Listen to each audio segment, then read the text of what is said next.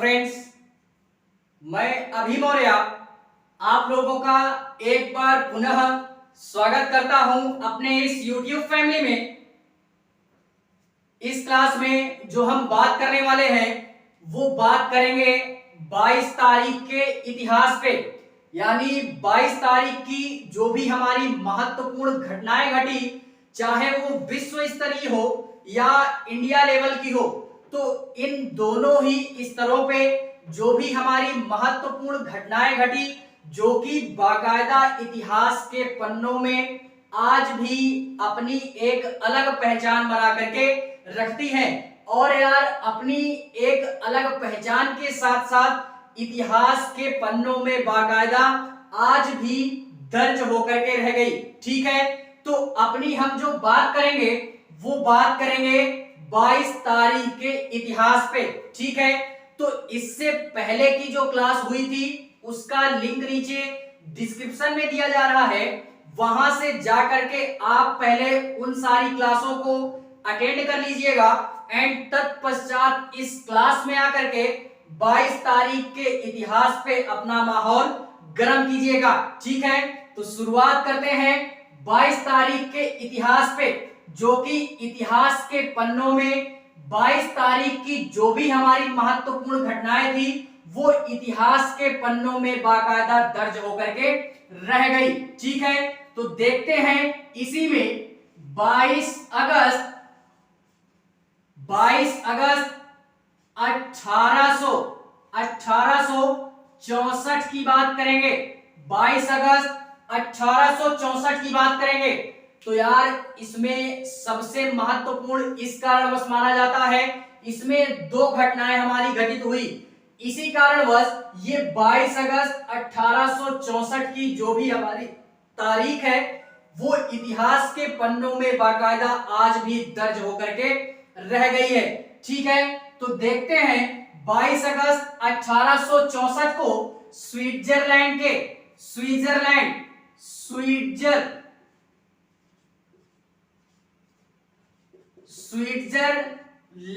के जिनेवा शहर में, कहां पे?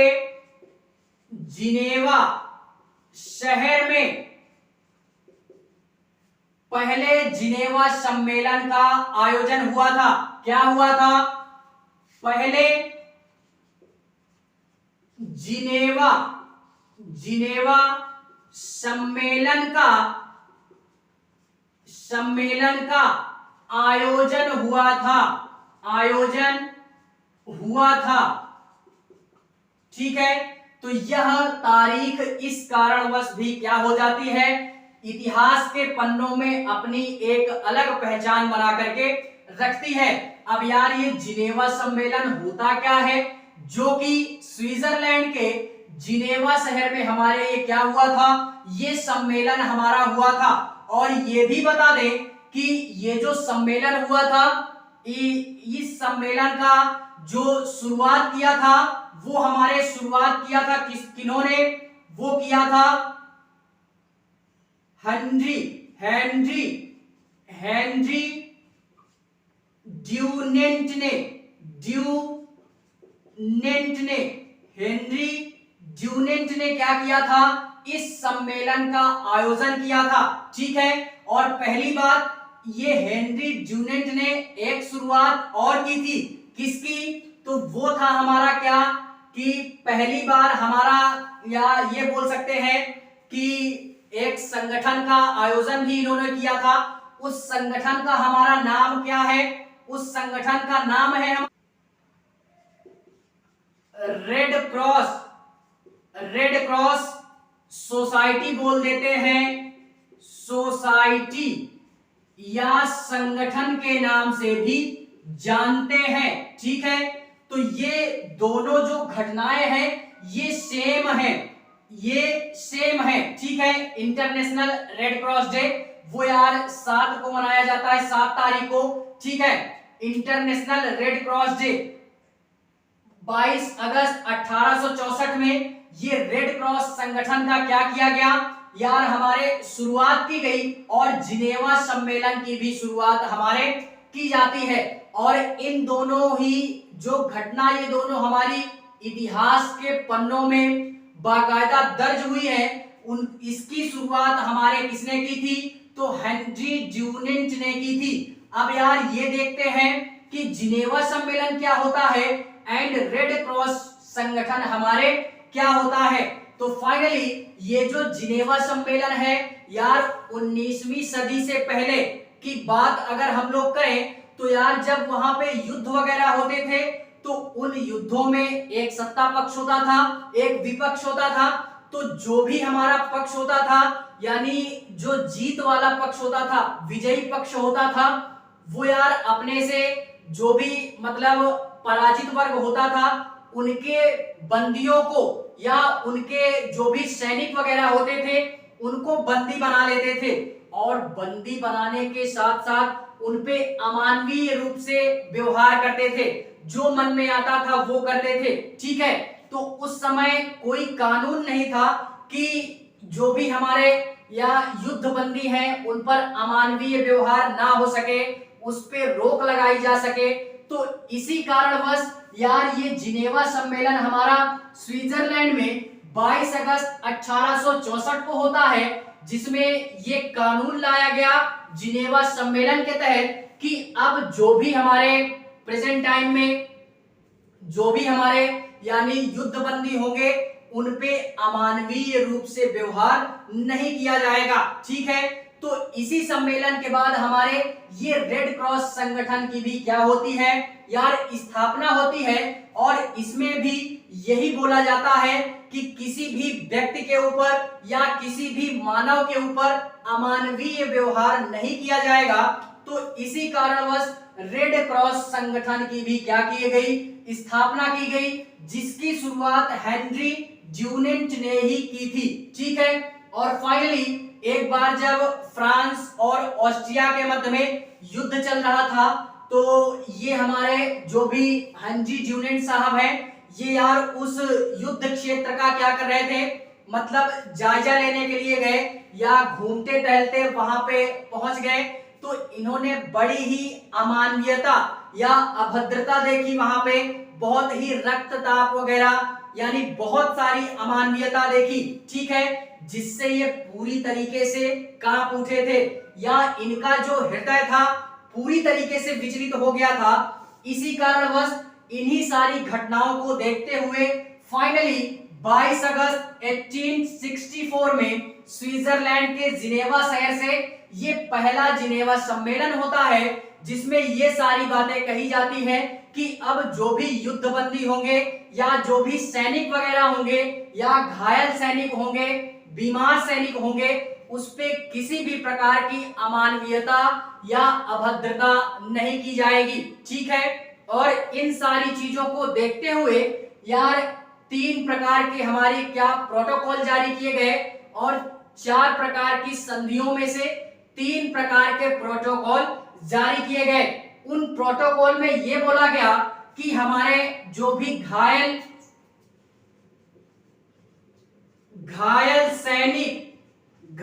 सैनिक या जो बीमार सैनिक होंगे, बीमार सैनिक होंगे उन पे क्या नहीं किया जाएगा, अमानवीयता का व्यवहार नहीं किया जाएगा। ठीक है, यानी उनका संरक्षण किया जाएगा, युद्ध समाप्ति के पश्चात उनका संरक्षण किया जाएगा और उनकी सुरक्षा पे ध्यान दिया जाएगा। पहला प्रोटोकॉल ये होता है। एंड जो दूसरा प्रोटोकॉल था वो ये था कि जो भी वहां पे चिकित्सा कर्मी थे, कौन थे, चिकित्सा कर्मी, कौन थे, चिकित्सा कर्मी या चिकित्सा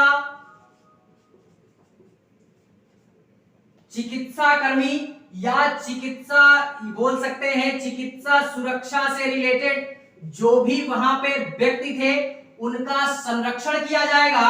बाकायदा उनपे क्या किया जाएगा, उनके स्वास्थ्य पे ध्यान दिया जाएगा। चिकित्सा से रिलेटेड भी ये बात उस प्रोटोकॉल में क्या की गई, कही गई। ठीक है, एंड जो तीसरी बात थी या जो तीसरा प्रोटोकॉल था वो प्रोटोकॉल था हमारा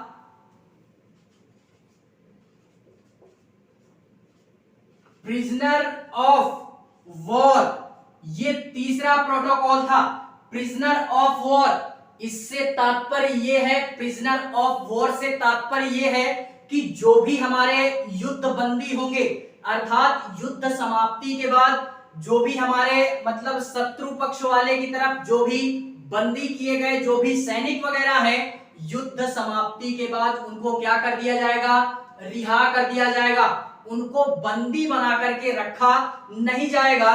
ये ऐसा प्रोटोकॉल भी इस सम्मेलन के तहत इन 4 संधियों के माध्यम से 3 प्रोटोकॉलों का मतलब क्या किया गया, एक तरीके से कानून बनाया गया, जिससे किसी भी ना ही सैनिक को ना ही मानव के ऊपर किसी भी प्रकार का यार अमानवीयता की अभद्रता नहीं होती थी इस तारीख के बाद में, ठीक है। और फाइनली अगर मैं और बात करूं तो फाइनली जो जिनेवा कन्वेंशन में वर्तमान में जो सदस्यों की संख्या है या जिन सदस्यों ने इस जिनेवा सम्मेलन में प्रमुख रूप से वर्तमान में जो सदस्य शामिल हैं, वो सदस्य हमारे कितने हैं, उन सदस्यों की संख्या 194 है।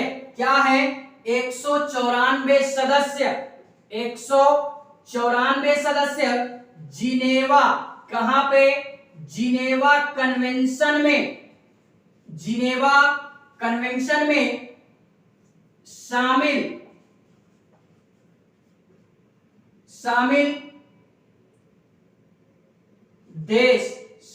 देश कितने देश शामिल हैं, 194।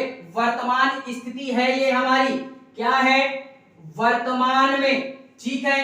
तो ये पॉइंट भी या ये तारीख भी 22 अगस्त 1864 की जो डेट है वो इतिहास के पन्नों में बाकायदा अपनी एक अलग पहचान बना करके रखती है, ठीक है।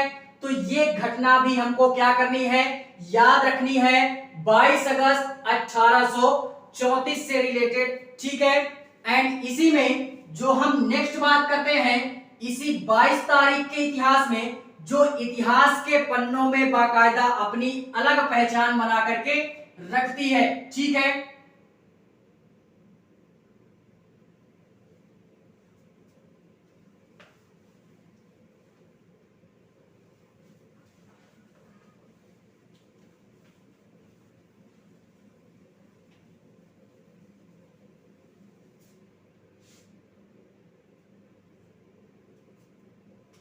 देखते हैं इसी में 22 अगस्त 1921 की बात करेंगे। 22 अगस्त 1921 की जो घटना है यह भी अपनी एक अलग पहचान बना करके रखती है इतिहास के पन्नों में, ठीक है। और यह डेट भी बाकायदा इतिहास के पन्नों में दर्ज होकर के रह गई, ठीक है।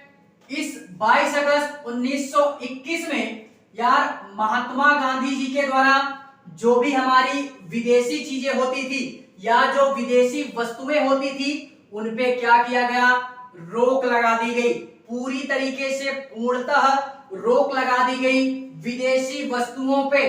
तो यहां पे ये बोल सकते हैं कि राष्ट्रपिता महात्मा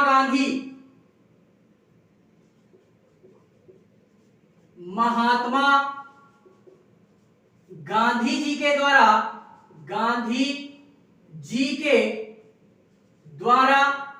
विदेशी वस्तुओं पर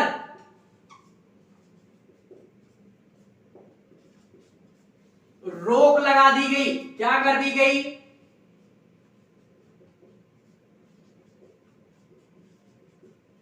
रोक लगा दी गई, जिससे यार जो भी हमारी ब्रिटिश सरकार थी उसको काफी घाटा होता है। अब इंडिया में उनका जो सामान था वो नहीं आ पाता है, तो इंडिया वालों को तो एक तरीके से फायदा हुआ कि अब बाहरी सामान हमारा इंडिया में नहीं आएगा और खास तौर से अंग्रेजों का कोई सामान इंडिया में नहीं आएगा, ठीक है। अब वो चाहे वस्त्र हो, कपड़े हो या फिर किसी भी प्रकार का सामान हो सकता है। तो गांधी जी के द्वारा 1921 में ये प्रयास किया गया कि जो भी वस्तुएं हैं उन पे क्या की जा सके, रोक लगाई जा सके, और स्थानीय जो वस्तुएं हैं अर्थात जो स्वदेशी वस्तुएं हैं उनको बढ़ावा मिल सके। तो ऐसा ही हुआ। इन सारी चीजों को देखते हुए जो विदेशी वस्तुएं थी उन पे रोक लगाई गई और जो स्थानीय वस्तुएं थी उन पे यार जोर दिया गया, और स्थानीय चीजों पे ही क्या होने लगे, जो इंडिया के व्यक्ति थे वो स्थानीय चीजों पे ही डिपेंड होने लगे। और इन सारी चीजों को देखते हुए जो भी ब्रिटिश सरकार थी या अंग्रेज लोग थे उनको यार काफी घाटा देखना पड़ता है इस मतलब व्यापार के ना होने से। ठीक है, तो यह भी जो तारीख है 1921 की 22 अगस्त में, यह भी इतिहास के पन्नों में बाकायदा क्या होती है, अपनी एक अलग पहचान बना करके रखती है। ठीक है, एंड इसी के पश्चात मैं अगर और बात करूं 22 अगस्त 1932, यह डेट भी अपने आप में इतिहास के पन्नों में अपनी एक अलग जगह बना करके रखती है। क्यों? क्योंकि पहली बार बीबीसी जो भी हमारा चैनल है, बीबीसी के द्वारा क्या किया गया, पहली बार एक्सपेरिमेंटल टीवी प्रोग्राम क्या किया गया, ब्रॉडकास्ट किया गया। पहली बार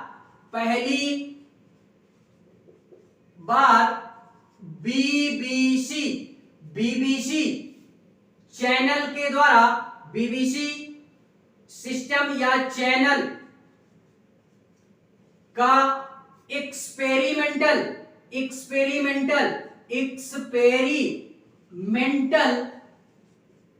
टीवी प्रोग्राम टेलीकास्ट किया गया या ब्रॉडकास्ट किया गया पहली बार। ठीक है, और इस प्रोग्राम को या इस सिस्टम को जो ब्रॉडकास्ट किया था वो हमारे एक इलेक्ट्रिकल इंजीनियर थे। कौन थे? इलेक्ट्रिकल इंजीनियर थे जिसका नाम था जॉन लॉगी बियर्ड। ये हमारे इलेक्ट्रिकल इंजीनियर थे जॉन लॉगी बियर्ड, जिनके द्वारा पहली बार बीबीसी चैनल का एक्सपेरिमेंटल टीवी क्या किया गया, ब्रॉडकास्ट किया गया। और इस चैनल के द्वारा या इसकी स्क्रीनिंग में या इसकी जो डिजाइनिंग हुई थी इन्होंने की थी, और इसकी डिजाइनिंग या स्क्रीनिंग में ये स्वयं भी स्क्रीन पे दिखाई दिए थे। कौन? जॉन लॉगी बियर्ड जो थे हमारे, ये भी स्क्रीन पे दिखाई दिए थे। और इन्होंने ये तक भी कह दिया कि बीबीसी चैनल का जो भी हमारा ब्रॉडकास्ट है अब तक का सबसे उच्च लेवल का ब्रॉडकास्ट हमारा बीबीसी चैनल का ब्रॉडकास्ट है, या सबसे बेहतरीन ब्रॉडकास्ट है हमारा। ठीक है, तो यह तारीख भी इस कारणवश क्या हो जाती है, 22 अगस्त 1932 की जो डेट है ये इतिहास के पन्नों में बाकायदा दर्ज होकर के रह गई। ठीक है, आज भी तो इस तारीख को भी हमको क्या करना है, याद रखना है, जो इतिहास के पन्नों में दर्ज हुई। इसी के पश्चात अगर हम और बात करें तो 22 अगस्त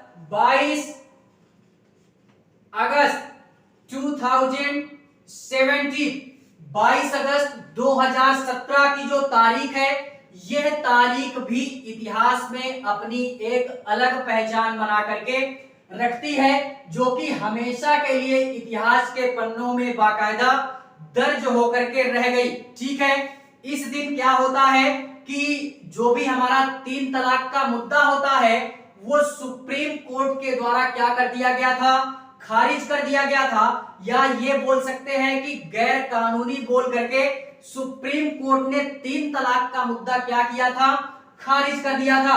22 अगस्त 2017 को 3 तलाक का मुद्दा जो था हमारा सुप्रीम कोर्ट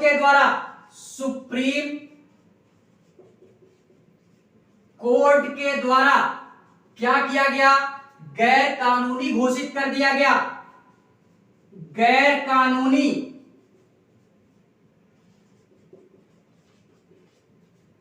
घोषित कर दिया गया। और इसमें यह बोला गया, मतलब तीन तलाक क्या होता है कि इसमें इस तीन तलाक में यह होता है कि व्यक्ति यानी जो मुसलमान होते हैं, ये तीन तलाक का मुद्दा बेसिकली मुसलमानों के लिए ही है, ठीक है।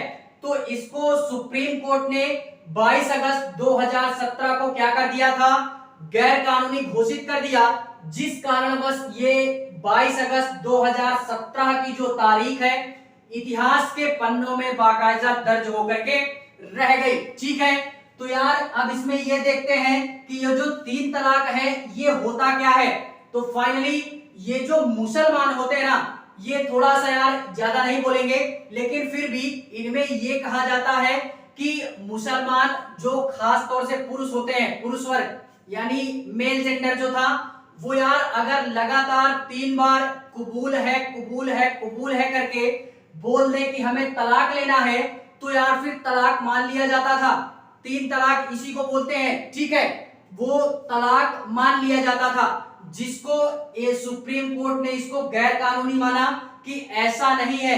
अगर ऐसा होने लगे तो यार जो भी हमारे मुसलमान वर्ग या मुसलमान भाई लोग हैं वो लगातार शादी करते जाएं और ये बोलते जाएं कबूल है कबूल है कबूल है, तलाक हो गया, ठीक है। तो ऐसा नहीं होगा। सुप्रीम कोर्ट के जो भी हमारे महानुभाव जज थे, उन लोगों के द्वारा या उन जजों के बहुमत के आधार पे इस मतलब कानून को क्या कर दिया गया, गैर कानून रूप से घोषित कर दिया गया। और ये जो तीन तलाक का मुद्दा है ये शरिया के अंतर्गत आता है। किसके अंतर्गत? शरिया के अंतर्गत आता है। और इसमें ये भी बोल दें कि ये जो तीन तलाक का मुद्दा है ये यार कुरान के एकदम विरोध में है, यानी कुरान भी इसकी इजाजत नहीं देता है। जैसे यार हिंदू धर्म में भगवत गीता को पवित्र ग्रंथ के रूप में माना गया है, जस्ट उसी प्रकार से मुसलमान मतलब मुसलमानी कास्ट में या जाति में हमारी कुरान शरीफ को क्या माना गया है, एक पवित्र ग्रंथ या किताब के तौर पे देखा गया है। तो वहां पे भी या उस ग्रंथ में भी इस मतलब तीन तलाक के मुद्दे को इजाजत नहीं दी जाती है। तो यार कोर्ट कैसे इजाजत इसको दे सकता है, ठीक है। तो फाइनली ये जो 22 अगस्त 2017 की जो डेट है ये यार अपने आप में एक अलग पहचान बना करके इतिहास के पन्नों में क्या हो गई, दर्ज हो गई, ठीक है। तो इस घटना को भी हमको क्या करना है, याद रखना है। एंड इसी के पश्चात अगर हम लास्ट में बात करें तो 22 अगस्त क्या आता है, 22 अगस्त 2018 की बात करेंगे। इसमें क्या हुआ था, 22 अगस्त 2018 की जो डेट है ये भी यार इतिहास में अपनी एक अलग पहचान बना करके दर्ज होती है या दर्ज होकर के रह गई। इस दिन भारत की राही क्या बोल सकते हैं, भारत की राही जो भी हमारा एक महिला थी जिन्होंने एशियाई खेलों में 25 मीटर की हमारी पिस्तौल या निशानेबाजी स्पर्धा में यार स्वर्ण पदक जीत करके भारतीय इतिहास में पहली भारतीय महिला के तौर पे ये उपलब्धि हासिल करने वाली पहली महिला थी, ठीक है। तो इसमें यही देखते हैं कि जो हमारी महिला थी भारत की राही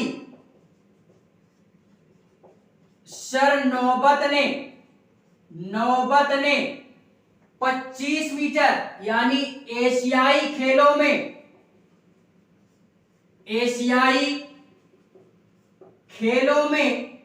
25 मीटर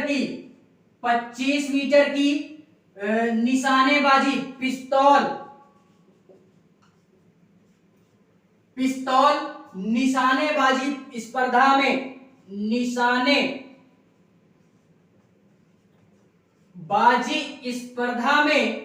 निशानेबाजी स्पर्धा में स्वर्ण पदक जीत करके अपना एक अलग इतिहास रचा था। स्वर्ण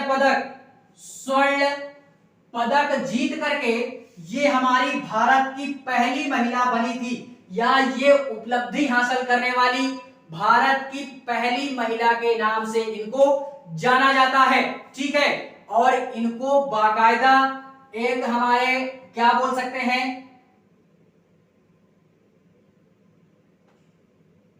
ठीक है, इसी कारणवश यह जो डेट है वो यार क्या होती है, 22 अगस्त 2018 की जो डेट है वो इतिहास के पन्नों में बाकायदा आज भी दर्ज होकर के रह गई। ठीक है, तो फाइनली इस डेट को भी और इस घटना को भी हमको क्या करना है, याद करके रखना है। तो इस तरीके से ये हमारी थी कुछ महत्वपूर्ण घटनाएं हमारे 22 तारीख के इतिहास से रिलेटेड, जो कि इतिहास के पन्नों में अपनी एक अलग पहचान बना करके क्या होती है, हमेशा के लिए दर्ज हो जाती है। ठीक है, बाकी यार अगर क्लास अच्छी लगे तो लाइक करें, कमेंट करें और हाँ, चैनल को सब्सक्राइब जरूर करें। ठीक है, बाकी मिलते हैं इसी श्रृंखला में किसी नेक्स्ट डे पे, तब तक के लिए बाय।